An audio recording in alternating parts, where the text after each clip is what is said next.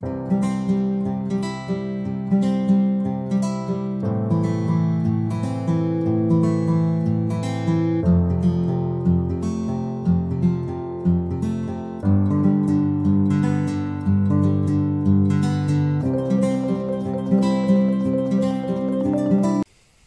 tarde, boas-vindas a vocês que estão ligados online e também a quem vai acompanhar depois o vídeo, né? Que ficará postado em YouTube. Eu sou o professor Esteban, também conhecido por Flora Polanco, e hoje é uma quinta-feira, dia 25 de agosto do ano gregoriano 2022, e estamos dando continuidade nesse curso, né, que é uma proposta da gente estudar a teoria do conto a partir do livro, um livro que já é clássico aqui, né, podemos dizer aqui no Brasil, né, que é da professora Nádia. Vou projetar aqui, já tinha permitido. Tem que escolher aqui só um segundo. Vou projetar para vocês o texto, que eu suponho que você já tenha, porque esse está disponível em internet, né? E, bom, aí aparece já. Aí eu fico olhando para o lado agora porque tem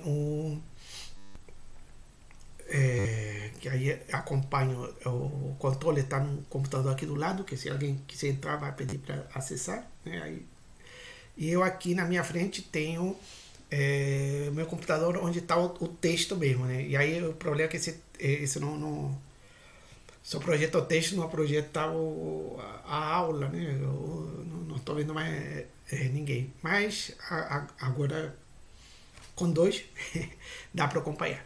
Então, como eu dizia, o livro básico que a gente está tomando é para ter um guia, né? Porque não tem ainda.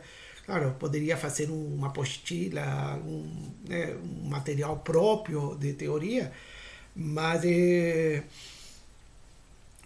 a gente não tem, e por enquanto não tem esse tempo para isso. Então a gente decidiu tomar como base o livro da Nadia Gottlieb, né? Eu leria aqui no Brasil, acho que chama-se Gottlieb. Tenho ouvido falar, né? É uma professora, né, que trabalha com teoria, também tem interessantes estudos com a Clarice Lispector, né? Tem entrevista dela e conferências, né? E bom, tem uns livros também, né? E artigos que vocês podem encontrar em internet. O que a gente está fazendo aqui é uma leitura comentada, né? Então, digamos assim, o livro serve de inspiração para a gente ir comentando. Tanto é que semana passada a gente leu pouca coisa, né? Eu fui apresentar no curso, claro, né? Agora vamos, talvez um pouco, vamos avançar um pouco mais. Não, a gente não tem não tem um compromisso de terminar todas as páginas do livro. A ideia inicial seria essa, mas na verdade não, vamos no nosso ritmo, né? E qualquer coisa a gente continua no semestre que vem, né? Seguindo o semestre acadêmico da UFAM, que termina dia 15 de setembro, mas em final de outubro já começa o outro, então a gente poderia, final de outubro, início de novembro, já dar alguma continuidade. A gente vai sim oferecer esse tipo de curso, mas vou ir conversando com vocês. Para mim é muito válido se vocês se manifestam, pode ser durante os encontros, pode ser mandando um e-mail para mim, né? E que dependendo dos interesses de vocês, né, a gente vai preparando esses contos. Esses cursos, né? Agora o Teoria do Conto. Bom, esse é o livro que você já espero que tenham, né? A Claudiane semana passada mandou um link. Tem várias. Essa aqui é a melhor que eu achei em internet. Tem outra que são que é um PDF também, mas aparecem duas páginas juntas, né? Aí fica menor, né? Se você vai acompanhar, por exemplo, por celular, aí essa versão, que é uma página só, né? Fica mais visível. E para quem tem computador, é uma maravilha, porque a gente pode aumentar a letra, né? A gente com o sono vai tendo mais uma dificuldade para ler, e aqui a gente aumenta a letra, tá excelente. Bom, então a gente começou semana passada com o primeiro capítulo, na verdade na primeira parte só, né? A história da história, né? O fio da história, na página 4. Só ficamos nisso? Alquimia, fiquei na dúvida. Porque depois do capítulo 2 eu conto uma narrativa, né? Bom, aí vamos ver o que eu conto, a característica do conto, né? Que é específico conto literário, a questão, temos que ver a diferença entre contar e narrar, né? Entre contar e relatar, né? Aí vão surgindo esses pequenos detalhes que para a gente são fundamentais para entender uma obra literária, né? Quando a gente está quando a gente é amador, digamos assim, não faz muita diferença, mas quando a gente já é um professor que fazer fazer um mestrado, ou mesmo não pretende fazer um mestrado, mas que conhecer um pouco mais dos estudos da literatura e não ficar somente na leitura como um passatempo, e sim como um exercício de entendimento, né? Aí a gente precisa da teoria, né? E esse detalhe faz diferença, né? Diferença de autor com narrador, né? Isso aí é bem... A gente percebe, né, na própria universidade que os alunos, quando chegam, ainda não têm, né? Parece que no ensino médio ainda não ensinam essa diferença. E, bom, e tem, claro, essa aqui da narração, o que é uma narrativa, o que é um relato, as diferenças. Bom, e aqui estou passando pelo índice, né? É um livro curto, 51 páginas, né? É curtinho, é pequeno, mas ela pega bastantes coisas, né? Para quem é de espanhol, aqui tem um conto do Horácio Quiroga, né? Que é em literatura hispano-americana, a vezes estuda, ou em cultura e civilização, na UFAM, a vezes trago um conto do Quiroga, que é um excelente contista, né? E creio que Quiroga era uruguaio, né? Apesar de também estar sempre na Argentina, mas creio que ele era uruguaio. Tem aquela Anaconda, né? Interessante isso também. Bom, então a gente viu semana passada, né, a história da história. Começamos por o fio da história, e que creio eu que a autora foi muito feliz ao começar com logo na primeira linha, né? Ela 1001 páginas têm sido escritas para se tentar contar a história da teoria do conto, né? A gente sempre vai estudar alguma coisa, tem que ver o que foi feito antes, né? Para não falar a mesma coisa, né? Então aqui ela está colocando isso, ou seja, já sabe que há uma teoria do conto e há uma história da teoria do conto, e que há várias tentativas de contar essa teoria do conto. E perceba que está em itálico o contar também, né? Não só a teoria do conto, como contar também está em itálico. E claro, e essas 1001 noites, desculpa, 1001 páginas, faz referência direto até ao livro A 1001 Noites, né? Um livro árabe, creio, né? Que são várias histórias, né? E que é um clássico da chamada literatura universal, né? Que a gente conhece por traduções. Há traduções tanto para o espanhol, né? Para quem é do curso espanhol, mas para o português também, né? Eu tinha ele e alguém pegou e sumiu em português, né? Mas é internet estão, né? Tem um livro, tem também as leituras, né? Que isso aí é uma coisa que está se difundindo hoje, leituras. Eu de nenhuma maneira aconselho leitura essa pelo computador, não, leitura de pessoas lendo, se uma pessoa lendo, e de preferência se é um profissional, né, da voz, assim como tem o ator, né, que representa uma peça de teatro, hoje em dia também tem o leitor profissional, né, que é um tipo um autor, perdão, tipo um ator que lê, mas lê com, sabe, com quem trabalha comigo acompanha, a gente também grava crônica, né? A gente tem que ensaiar, tem que ver, e a gente faz, né, da melhor maneira possível, né? Mas é um profissional que tem uma voz, né? E que sabe, tem que ter também nuances, né? Na leitura que ajudam a compreender, né? O texto, no caso no texto literário, porque, por exemplo, numa representação dramática, num teatro, tá os atores que estão com certa, se vestem de certa maneira, que fazem gestos, se movimentam, olham, falam mais alto, mais baixo, sussurram, falam com o público, falam sozinhos, falam com o outro. Todas essas coisas que, em teoria da literatura, a gente sabe que tem um nome, né? Quando um monólogo, claro, se a pessoa fala, mas não é a mesma coisa falar para você do que falar para o público, do que falar para o outro, né? Ou então falar pensando que está falando sozinho e tem alguém ouvindo, né?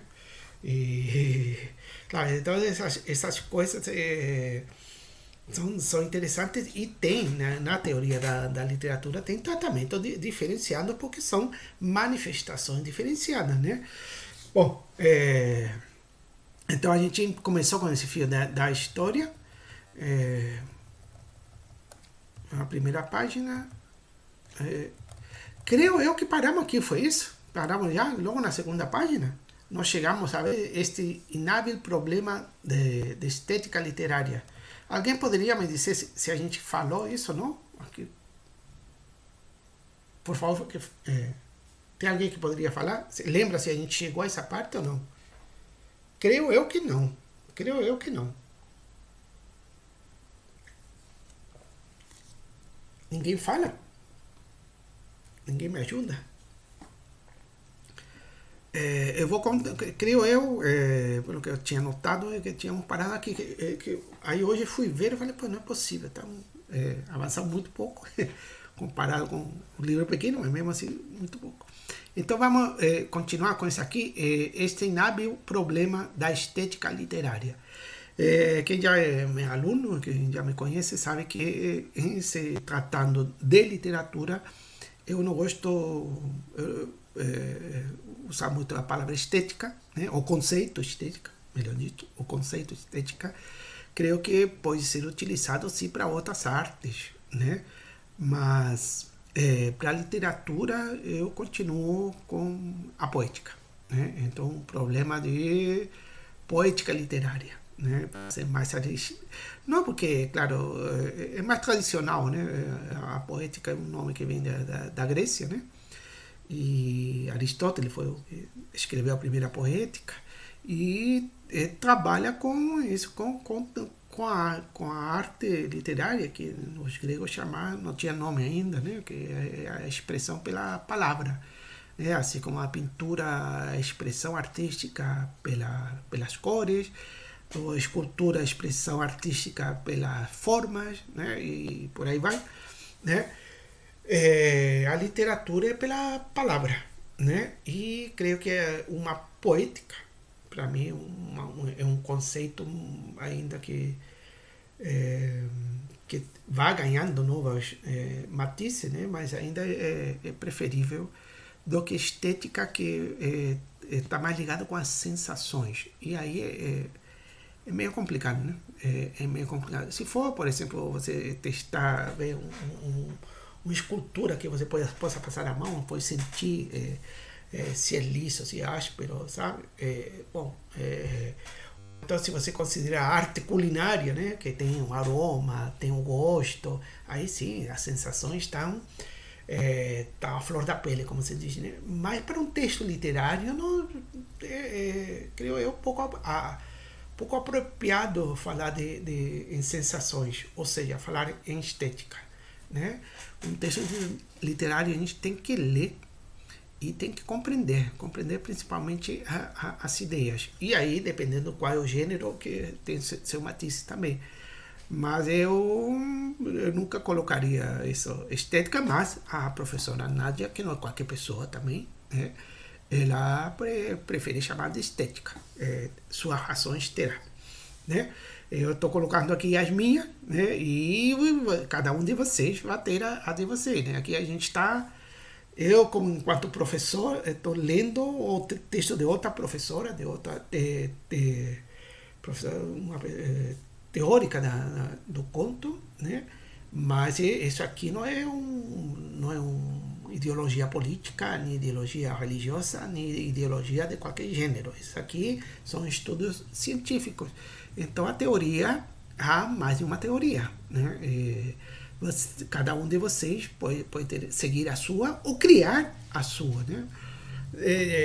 Seria assim, o mais interessante que cada um criasse a sua teoria, mas aí eu me resigno e confesso que não, por enquanto não é tão simples assim, né? Bom, e aí a gente faz outras atividades também, mas pelo menos se não tem uma teoria própria, sim, ter uma leitura das teorias, né? Ter a sua própria leitura. Né? Então, o que estou fazendo aqui, estou fazendo a minha leitura da obra de outro teórico. Não é para vocês, de nenhuma maneira, concordar nem comigo, nem com a professora Nádia, né? Nem com ninguém. Né? A gente estudar, e vocês também, e para vocês terem essa sua própria visão sobre a teoria da literatura. Tá bem? Isso aí não significa ser democrático, significa ser científico. A ciência não é democrática, né? Vai por outro caminho, né? E permite isso, cada um ter suas convicções, seus estudos, suas conclusões, seus pareceres, não opiniões, né? Cuidado com isso, não é que eu acho que... Não, isso aí não conta aqui, né? A gente não acha, a gente tem um parecer, né? Faz um estudo e dá um parecer sobre isso. Ou então escreve um ensaio, né? Ou então uma teoria, propõe uma nova teoria, né? Aí das possibilidades de cada um. Mas não aqui não se trata de achar o que você acha, o que você sente. Eu li por isso que eu não gosto de estética, porque a pessoa pode mal interpretar e não, eu li e aí eu me emocionei com esse poema, com essa história. Você pode se emocionar, mas não é por aí. A emoção você não vai passar como vai falar da sua emoção com o seu aluno. De repente o aluno lê e não sente emoção nenhuma, isso não é... A ciência tem que ter alguma coisa que é compartilhada com os outros, né? Por isso que tem que ser racional, porque a razão é compartilhada com os outros, né? Então, se a gente está disposto a fazer uma leitura científica de uma obra literária, tem que tomar esses parâmetros, né? Que possa, de alguma maneira, eu falar e que o ouvinte, né? No caso o aluno, se estou no congresso, um colega que está participando também de uma mesa, me entenda e a gente consiga dialogar, falar, né? Mesmo assim, sintonia, não necessariamente concorda, não precisa concordar, mas que a gente se entenda do que está falando, né? E em teoria, né? A gente procura coisas assim bem definidas. O que é um narrador?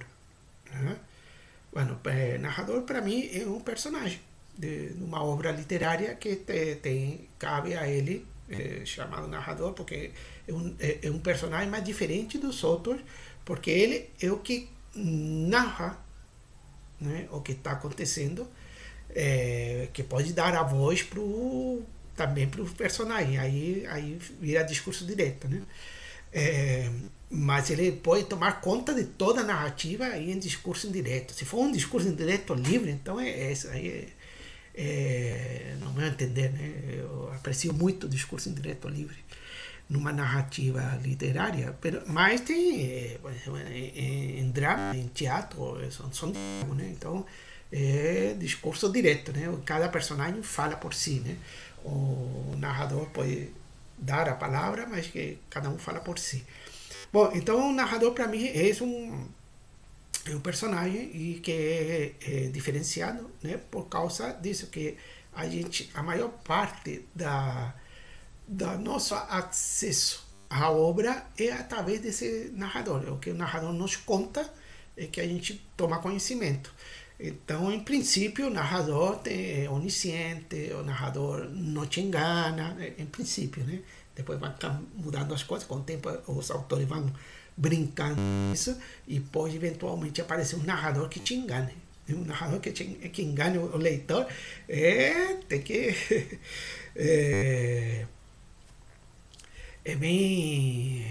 bem diferente, né? Ou seja, porque você acredita, né? Se você não pode acreditar no narrador, como é que vai acreditar em quê? Como é que vai ser? Aí são outro tipo de obra em que pede, né, a participação do leitor também para o entendimento da obra, mas também não é para que ele entenda o que ele queira, né? Eu li, eu acho que isso aqui é tal coisa, eu interpreto da minha maneira, não é bem por aí, né? Pra gente não, porque a gente tem que fazer, mesmo que faça uma interpretação, tem que ter uma fonte, né? E a gente tem que falar para o aluno por quê, né? Tem que falar para o outro por quê, porque assim e não dessa outra maneira, né? Por que você suspeita de que o narrador, por exemplo, está te enganando, quando em princípio o narrador não te engana, né? É uma quebra aí que surgiu na literatura, mas aí a gente tem que ver e entender isso e explicar para outra pessoa. Eu falo do aluno porque nós somos professores, mas para o outro, né? Para o outro colega também a gente tem que explicar, porque não é no dia a dia, né? Se a gente fala com vizinho, não precisa esse detalhe, né? Mas se a gente fala entre pares, entre outras pessoas que também estudam literatura ou com alunos, a gente tem que falar de uma maneira de que o que eu falo, o que eu coloco, né, o meu parecer, não é o que eu acho, o que eu sinto, não, o meu parecer, né, com bases de uma teoria, com base de uma crítica, e eu sigo uma determinada metodologia, vou explicar para que a outra pessoa entenda do que eu estou falando. Mas nada impede que a outra pessoa, para essa outra pessoa pode ter. Não, para mim, narrador e não é um personagem. Para mim, o narrador é o próprio autor. Bom, então explica. E vai explicar, não, porque, por exemplo, na crônica, o autor e o narrador é o mesmo. Sim, mas não sempre, né? É um conto menos ainda, né? Num romance, novela, aí vai mudando. Mas há uma tendência a pessoa pensar que é o mesmo, né? E claro, a pessoa pode pensar isso e achar, não, que é o mesmo, tá. Mas se a gente colocar à prova isso, né? Aí vai verificar que, por exemplo, que o autor e o narrador sejam o mesmo. Numa crônica passa dependendo do cronista, né? E dependendo da crônica, né? Mas uma crônica literária aí vai ser mais difícil passar. E num conto não. No conto o narrador é um personagem, para mim é um personagem e o autor é outro. Então por isso, se algum de vocês quer dizer não, narrador e autor são o mesmo, tá, tudo bem, esse é o seu princípio, tá? E você justifica. O problema é se você vai conseguir dar, né, da grande variedade que tem por exemplo, de contos, em que sim, você sempre coincide o autor com o narrador. Não precisa ir muito longe para ver que não vai coincidir, né? O autor é uma entidade, o narrador é outra. O que eu falo, o autor é que cobra os direitos autorais, quem escreve o livro e cobra os direitos autorais, o narrador é um personagem ficcional, né, que está nos contando, né, a história, né, e aí, ou descreve a paisagem, né. Bom, vamos aqui ao texto, né? Que aí, bom, a ideia é isso, eu ir lendo, porque se você só ler o texto, você mesmo também pode ler, né? É claro que com a ajuda do professor facilita, mas a ideia é a partir do texto, ir pensando outras coisas sobre a teoria do conto, e pensando também, porque tem aqui presente gente que está interessada na crônica, eu também trabalho, bom, eu trabalho, gosto muito de contos, e crônicas, né? Não há dia que não leia um conto, tem que ler um conto, ou haver muito mais, né? Não dá para ler muito, porque senão a gente se confunde, esquece, né? Então, mas eu tenho esse hábito de todo dia ler 2, 3 contos, né? E para estar sempre pensando nisso, né? E quando tenho mais tempo, aí leio uma obra, peça de teatro e o resto do tempo preparando aula, né? De literatura a gente vai lendo muito também. Bom, então aí ela volta, né? A tais 1001 páginas referentes ao problema da teoria do conto poderiam se resumir em algumas direções teóricas marcantes, aos que admitem uma teoria, né? E há os que não admitem uma teoria específica. Isso ela está dizendo, né? Bom, isto quer dizer que uns pensam que a teoria do conto filia-se a uma teoria geral da narrativa. Tá? Então haveria uma teoria geral da narrativa e o conto faz parte disso, né? E nisso tem razão, claro. Não deixa de ser uma narrativa, não deixa de ter um narrador, tem várias coisas que estão dentro de uma teoria geral, né? Mas aí ela pergunta, né? Como pensar o conto desvinculado de um conjunto maior de modos de narrar ou representar a realidade, né? E aí percebam vocês que bota modo de narrar está em itálico, né? Então a pergunta que ela se faz: como pensar o conto desvinculado de um conjunto maior de modos de narrar ou representar a realidade? Aí ela mesma vai, essa aqui é uma metodologia, né? Ela mesma vai expressar aqui seus pensamentos e mais perguntas, né? Então ela fala assim, mas aí surgem diferenciações, né? Aí, claro. Embora sujeito às determinações gerais da narrativa, ele teria características específicas, o conto, né? Específicas de gênero, tal como existem características específicas de romance, né? Está perguntando, há umas características no conto que são específicas e no romance são outras. Os dois são narrativas. Bom, e depois vem a novela também, né? Os dois são narrativas, mas há diferenças? Ela está perguntando, né? A gente sabe que sim, né?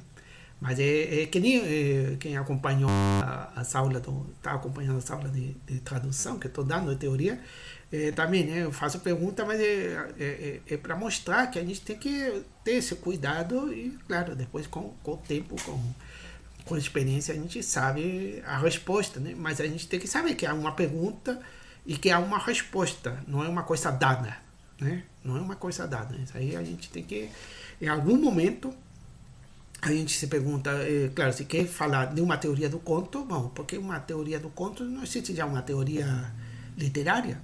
Por que temos que falar especificamente de uma teoria do conto, né? O conto ou uma teoria do conto, né? O próprio gênero, né? Tem algumas características específicas, né? Como o romance, por exemplo, tem, o conto também tem. Bom, aí a gente responde, claro, tem, né? Mas é essa pergunta que leva a gente a afirmar e a entender de que, sim, de fato, precisa de uma teoria do conto. Assim como quem está comigo com crônicas, a gente percebe que precisa, a gente, muitas outras pessoas também, mas ainda faz falta uma teoria da crônica. Né? A gente precisa uma teoria da crônica. Mas ainda aqui no Brasil, que desde século XIX, final do século XIX, Machado, né? Nessa mesma época, por aí em Portugal, essa de Queiroz, né? Por que não há uma teoria do conto? Perdão, uma teoria da crônica, né? Porque assim como aqui, a gente tem que se perguntar essas coisas, né? Se o romance tem algumas características específicas que são diferentes no conto e que são diferentes também na crônica, então pode ter uma teoria do romance, como tem, né? E uma teoria do conto. E cadê a teoria da crônica? E, bom, a teoria, por exemplo, fantástico, né? Que nasce o conto fantástico e depois, bueno, o texto maior dela com fantástico. E aí precisa, né? No 20, Todorov foi o grande clássico até hoje, né? Por uma teoria do fantástico, né? Mas o fantástico tem mudado desde o século XIX, passou pelo XX, né? Murilo Rubião aqui no Brasil. E agora, né, os contos fantásticos que se escrevem agora não, são diferentes do que escrevia Murilo Rubião, são diferentes das primeiras manifestações, né, na Europa, né? Início do século XIX. Os russos, por exemplo, né? Agora vai mudando esse fantástico. A gente ainda considera como fantástico, mas essa concepção de fantástico vai mudando, o que requer uma teoria também que tenha que dar conta dessas novas manifestações. Né? Então o conto nasce, bom, a mil na noite, né? Um conto, no Egito também, há quem diga que o conto nasce no Egito há 100.000 anos atrás, né? E, bom, quem estuda comigo literatura espanhola, a gente vê o Conde Lucanor, a gente vê algumas obras assim, que aparecem narrativas não com o nome de contos, né, mas que hoje a gente chama de contos. Entende eles como contos. Esse tipo de narrativa que inicialmente são orais, né, são narrativas orais, depois passa por escrito, mas continuam com algumas características da manifestação oral, né? E isso que a gente chama de conto, define como conto, e esse chamar de conto, definir como conto, estudar como conto, é porque tá na cara que a gente está criando ou deslumbrando a necessidade de uma teoria específica para o conto, assim como há uma teoria específica para o romance. E você conhece o livro teoria do romance, né? Então a teoria do conto, sim, e a teoria da crônica que eu falava, estamos em falta, né? E aqui também fala, e do teatro? O teatro também tem as suas características específicas, né? O teatro já tem, o teatro pede a representação. A gente tem somente o teatro. Cervantes publicou 8 comédias e 8 entremeses nunca antes representados, né? Em que não tinha sido só o texto, não tinha sido representado. Mas os entremeses que mais se representam hoje em dia, e isso na Espanha e aqui na América, principalmente no México, são os entremeses cervantinos, né? Uma coisa que ele só escreveu, não representou, mas hoje em dia é o que mais se representa, né? O teatro pede essa representação, pede alguém que cumpra esse papel, né? De levar para o palco. Alguém, na verdade, é um grupo bem maior, não é uma pessoa só, né? É um grupo de pessoas. O cinema, sem dúvida, né? O cinema professor de literatura é metido a entender de cinema, eu também, né? Mas aí quando fui estudar, e como sou teórica, eu fui ver e caramba, aí tem que estudar cinema, tem que estudar a câmera, enquadramento, o som, as cores, movimento, o tempo, né? E aí tá o papel da direção, do ator, caramba, muito mais complexo do que o teatro. O teatro já pede muita coisa, né? O cinema pede muito mais, né? As novelas da TV também são diferentes, né? Mas a novela da TV é muito mais comercial, né? Hoje em dia, bom, sempre desde que surgiu, é muito mais comercial, né? O cinema, assim, de Hollywood é comercial, mas tem cinema arte, né? Que chama cinema arte. Os franceses se especializaram nisso, mas mesmo nos Estados Unidos há diretores que trabalham num cinema diferente, né? Não é a mesma coisa ver um filme Duro de Matar do que assistir um filme, outros cineastas que fazem outro tipo de proposta de cinema, né? E, bom, mas o que interessa aqui é, claro, que são diferenças.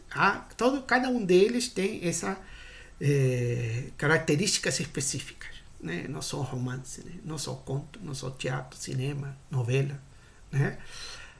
Aí ainda pergunta quais os limites, né, da especificidade do conto enquanto um tipo determinado de narrativa. Isso que a gente tem que ver, né? Está bem formulado, por isso que esse livro é tão utilizado aqui no Brasil, porque está muito bem escrito e coloca as questões desde o início, né? Quais são as limitações, né, do conto, né? Que teria um determinado tipo de narrativa, se tem, mas quais são, como determinar isso, né? Essa é uma questão, né? E bom, fica tremendo aqui a página do lado, por isso que eu olho. Bom, e mais ainda vem mais perguntas, né? Vem mais duas, né? O que faz com que o conto continue sendo contos, né? Que está no plural, desculpa. O que faz com que os contos continuem sendo contos, apesar das mudanças que naturalmente foram experimentadas no curso de história, ¿sí? O sea, o conto de Dom Juan Manuel, por exemplo, quase da média, isso, né? Antes de Cervantes, né? O Conde Lucanor, que está traduzido em português, né? Ele não chamava de contos, chamava de exemplos, né? E a gente agora traduz por contos, né? Mas o que tem esses contos desse período, ou então de mais antigo, isso é literatura espanhola, né? E se a gente vai claro, ao Egito, que também tinha contos já há milênios atrás, né? Que tem, né? Vai mudando sem dúvida, né? Como os contos, as histórias fantásticas, né? O fantástico do século XIX, do século XX são diferentes e agora são diferentes, né? Não sempre existiram vampiros, né? Um período que era um vampiro, agora são outros, vai mudando com o tempo, mas continua sendo fantástico porque tem alguma coisa que permanece, né? E então porque se é só mudança, se sempre está mudando, bom, aí não precisa uma teoria para uma coisa que sempre muda, não. A gente precisa de uma teoria para classificar alguma coisa que permaneça, né? Então um soneto, né? Qual é a definição de soneto? Tá? É porque permanece, continua. Não sei quem foi o gênio que inventou o soneto, né? Uma forma poética sensacional, e mais que segue até hoje, mas a gente pode estudar porque há várias manifestações de sonetos desde os clássicos do século de ouro espanhol, né? Até hoje, em espanhol, mas também em português, né? Então, há uma permanência, isso permite, sim, então vamos procurar uma teoria que dê conta dessa permanência, que é diferente das outras permanências, né? Apesar das mudanças, né, sutis, tá? E a outra pergunta que se faz, em que aspecto permaneceriam elas fiéis às suas origens, né? Ou seja, que tem o conto de hoje relacionado com o conto vamos lá, de um Gogol, de um Dostoiévski, desse Chekhov, ou então é um dos contos mais antigos ainda, né? O que tem, né? O que tem, que permanece. Isso que vai definir as características, né? Vai permitir a gente ter um conceito que defina o conto. É isso que está dizendo, tá procurando aqui a autora, né? Está querendo nos levar para a necessidade que se há isso, né? Então a gente pode fazer uma definição, fazendo a definição, toda a definição, né, de conceito, né, um conceito, não mais uma palavra, não é que eu acho que, eu creio que, eu sinto que, não, é um conceito que vai ser universal na medida possível, claro, né? Universal claro, dentro aqui no mundo, né, que a gente convive, né? A gente não sabe se é extraterrestre, que lá tem outro tipo de literatura. Bom, a gente não, do que a gente conhece, sim, universal dentro do que a gente conhece, né? Ou seja, que é válido para todos, né? E aí está, bom, ela continua, essa duplicidade de pontos de vista dos estudiosos acarretou, lembra que falava que uns que acham que há uma teoria do conto, é necessário uma teoria do conto, e outros dizem, não, o conto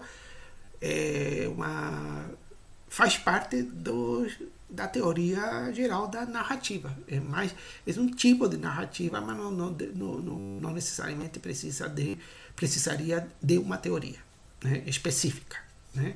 Essas diferenças seriam tão substanciais que pedem então uma nova teoria. Não uma atualização da teoria, mas sim uma nova teoria, né?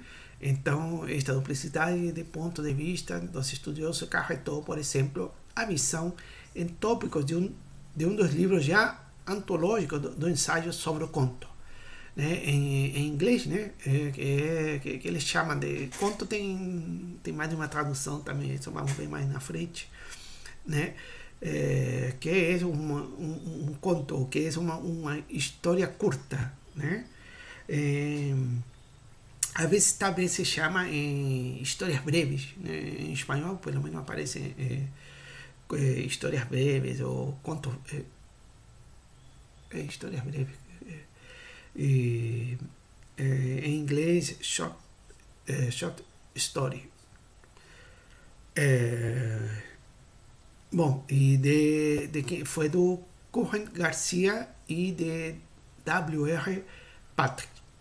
Seus organizadores selecionaram textos gerais da bibliografia teórica, né, sobre contos, dividido entre os que propõem definições e os que procuram a procura da forma. Essa questão da forma foi, há 100 anos atrás, era muito forte, né? E os que, que propõem definições e a procura da forma, esse é um grupo, e outro, os que manifestam revolta contra regras e definições prescritivas. Além de tudo, né? Além de regras e de contra-regras, né, entre aspas, aparece um terceiro tópico, em função das múltiplas tendências do conto, novas direções, liberdades e formas, né, que coloca. Bem, esta mesma distância notamos entre os outros autores, contistas e teóricos, né? Que não é a mesma coisa. Um contista é o autores, contistas e teóricos. Autores que escreve, contista que conta, e teórico que estuda, né? Não são a mesma coisa e precisa cada um desses personagens tem as suas características também, que a gente pode definir numa teoria, a teoria da narrativa, né? Que é o conceito de autor, o conceito de contista, o conceito de teórico, né? Aí mencionam que lembra que falei do uruguaio, Horácio Quiroga, né, estabelece um decálogo do perfeito contista. Isso está na internet. Tá? É pequeno, eu tenho também isso. E aí dá decálogo de 10, né? Seria, não tem os 10 mandamentos, aqui tem um decálogo do perfeito contista. Ainda que com muita ironia, se ele era irônico muitas vezes também, a vida que ele levou, sem ironia, né? Às vezes fica insuportável, né? Bom, insuportável ao extremo, né? Só vocês verem lá a história não só dele como da família dele. Foi bem difícil, né? Bom, então, ainda que muita ironia, apresenta o Horácio Quiroga, né, normas de como se escreve um bom conto e, consequentemente, postula o que um bom conto deve ter. Né? Ele coloca aí. Depois eu poderia conectar, que agora não tenho na mão, né? Mas eu poderia apresentar para vocês, ou você mesmo procura um texto pequeno, né? Esse decálogo, tá? do Quiroga, né?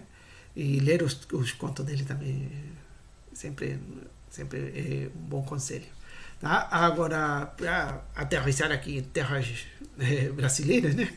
Já para Mário de Andrade, né? Em Contos e Contistas, né? Em verdade, sempre será conto aquilo que seu autor bautizou com o nome de conto. Isso aí da outra ponta, que claro, aqui não aparece, mas é o nosso Milton Atum, né? Que quando perguntaram, porque ele tem um livro de contos e tem um livro de crônicas, né? E tem algumas histórias que aparecem como conto, como crônicas. Tem umas crônicas que parecem contos, né? E os contos que a gente vê a mesma história numa crônica, às vezes o mesmo personagem aparece num conto, numa crônica e também num romance, né? E a gente vai ver, se inspirou numa pessoa que de fato existiu em Manaus, né? Que andava por aí. Então, uma vez perguntaram para o Milton Atum, e eu não sei se isso está no próprio prefácio do livro de crônicas dele, ou de contos dele. Perguntaram para ele se era crônica, bom, afinal é crônica, é conto. Aí ele coloca, não, é o leitor que decide. É o lado oposto do Mário de Andrade, né? Que o Mário de Andrade diz que não, que quem decide é o autor. E aí o Milton Atum está colocando para o leitor, seguindo uma tendência de supervalorizar o papel do leitor. Sem dúvida, se não há leitores, não há literatura. Não existe literatura sem leitores. Tá? Então a literatura precisa de um autor que escreve, do texto que está escrito, e do leitor. Mas também não só desses três, porque se alguém não publica, né? Se não tem um professor que vai estudar, vai apresentar para os alunos isso, né? Eles são chamados intermediários, né? Que possibilitam, levam a obra para o leitor. E de certa forma também do leitor para o autor, se ele está vivo, se contemporâneo, né? A crítica literária, por exemplo, ou prefiro falar na crítica literária, mas a gente não pode ignorar que também é um intermediário o editor, que decide o que vai editar e o que não. Né? O livreiro que diz quais são os livros que ele vai vender na sua livraria e quais não. Né? Isso faz diferença. Né? Quem acompanhou a palestra do professor Wagner, da UERJ, né? Ele falava da questão da tradução e que um cânone pode mudar, né? O cânone do século de ouro espanhol, em Espanha pode ser um, e na Argentina outro, mas aqui no Brasil pode mudar a partir das traduções. Então, quem escolhe essa tradução, quem escolhe o que vai ser traduzido, quais são os autores, quais são as obras que serão traduzidas, isso pode mudar um cânone. Né? Pode ter autores estudados aqui que não se estudam na Espanha, por exemplo. Né? Então, tem esses intermediários que também contam. Então, de fato, não há Hoje em dia, não podemos falar em literatura se não temos um autor, um texto, o leitor e também esse intermediário. Agora, daí achar que é o leitor, o simples leitor, né, que vai decidir se é conto ou crônica, se é conto ou não é conto, o leitor pode ler à vontade e ele decidir o que ele quiser. A questão está em você poder compartilhar isso com o outro, né? Então, quando Lutero faz a reforma e traduz a Bíblia para que cada alemão, que seria hoje, né, lesse a Bíblia na língua que ele conhece, né? E aí ele pode ter sua própria interpretação. Isso muda todo o esquema editorial da Bíblia, muda de que, por exemplo, agora não precisa, a palavra não está somente com o padre, né? Não é mais necessário ir para a igreja para ouvir a palavra do padre, né? Eu mesmo posso ler, porque a obra está na língua que eu consigo ler, né? E eu vou fazer minha interpretação. Isso foi tão forte que criou uma nova religião, né?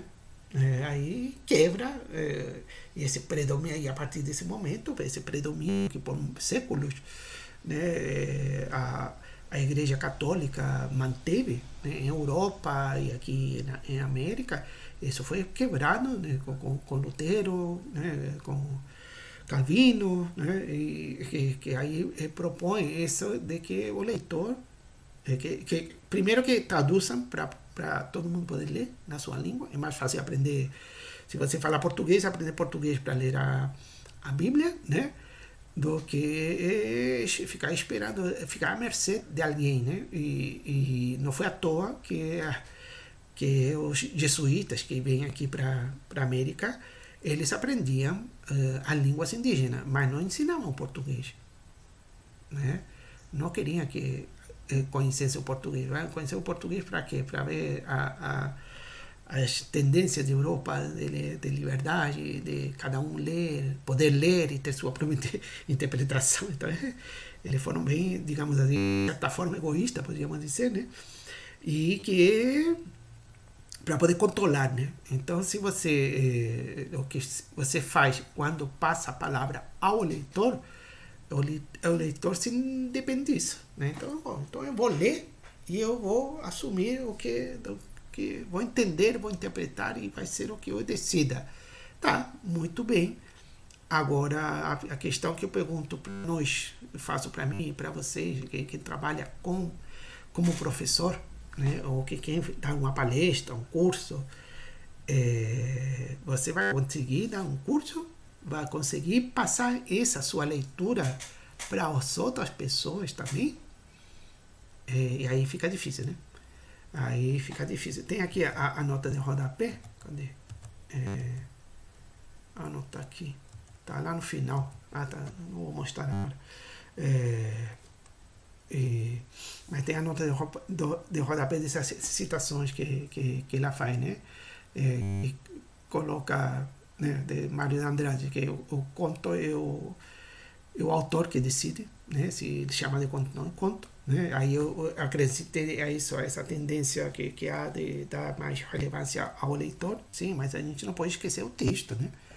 Porque não é só o leitor, né? Tem um texto, não podemos ignorar o texto, né? A gente não sabe o que o autor quis dizer, né? Que a gente cai nessa infantil, né? Não, porque o autor quis dizer. Não, a gente não sabe o que o autor quis dizer. A gente sabe o que ele diz. E o que ele diz está no texto, né? Então a gente não pode esquecer o texto, ficar só. Não, porque para mim isso eu conto sim, mas por que conto? Qual é o critério que você utilizou para dizer que conto? Então não Mário Andrade é um poeta, né? Dá essa autonomia ao autor. Também temos que acompanhar o tempo, em que contexto está falando isso, né? Assim como o Milton Atum, em que contexto está falando isso, que o leitor mas independente do contexto que se fale, a gente não pode supervalorizar um desses elementos, né, da literatura, autor, texto, leitor e esse intermediário, né, que incluem nós, professores, críticos literários, editores, né, tradutores, né, existem esses quatro personagens, né, essas quatro entidades no que entendemos por literatura, né, não existe uma literatura sem eles, né, não existe uma literatura só para especialistas, não, né, assim como não existe uma literatura sem leitores, né, muito menos uma literatura sem obra, né, ou uma literatura sem autor, né.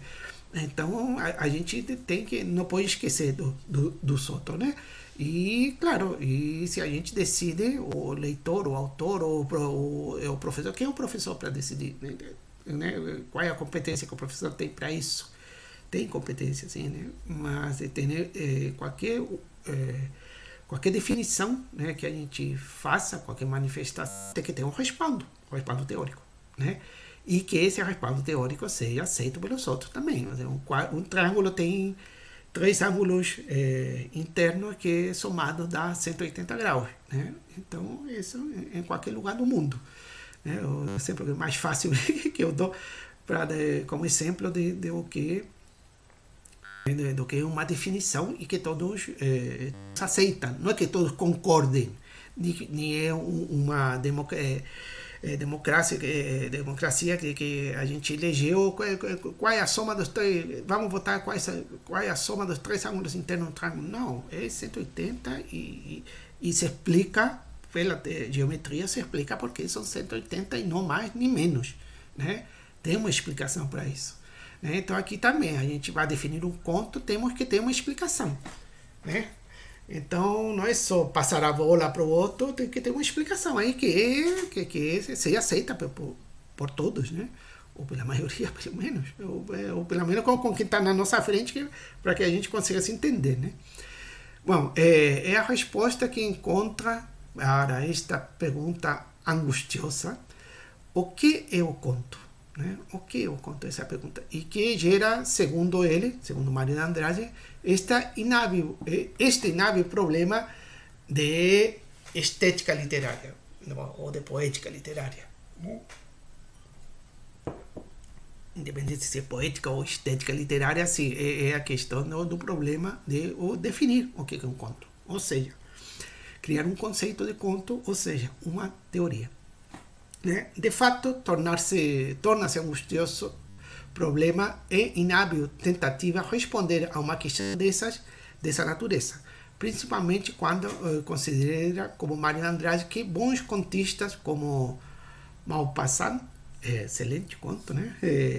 Assim, aqui, sem dúvida, encontram a forma do conto, né? Cada um deles tem a sua proposta, a sua forma do conto, mas o que encontraram, segundo ainda Mário de Andrade, foi, entre a forma do conto indefinível, insondável, irredutível a receitas.